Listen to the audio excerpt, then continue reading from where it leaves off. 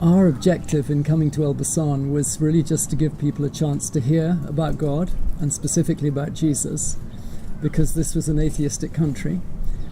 We also wanted to help meet the needs of the people, so we set up a charitable foundation for blind adults so they could learn to read Braille. They could even use the computer through headphones and things like that. I do not really find Elbasan to be a multicultural city because there are so few foreigners here. Those foreigners who are here are normally just for work projects and quite focused on their projects. It's nothing like England or other countries in sense of having many nationalities.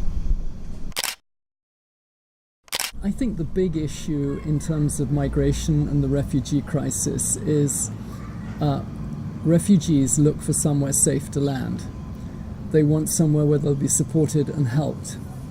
And so in England, the system is superb. In fact, I think it's too kind in some ways.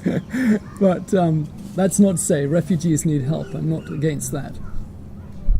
However, here, there really is nothing.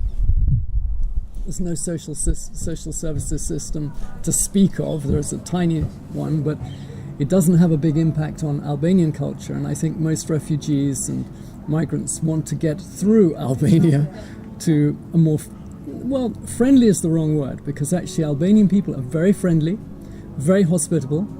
And I've seen what happened in the Kosovan refugee crisis was quite extraordinary, in that people just took these families into their own homes, paid for them, supported them at their own expense. They were so kind and generous, with no help from the state. So, as people, the Albanians are very warm and friendly, generally. But the state doesn't have much of a system in place. I think people are lonely, and they like to build friends and build bridges. So I think that the arts and culture is quite a good way of bringing people out of their shells. And if you find things that appeal to them, such as, well, in Albania it's music and dancing and singing, they have a passion for singers. And I think that could be a very useful way of drawing people out, and at the same time helping them become more socially aware of things like human trafficking, for example. It could be a useful way of drawing people, getting their attention. I think we're all travelers and pilgrims in this life. We're only here for a very short time.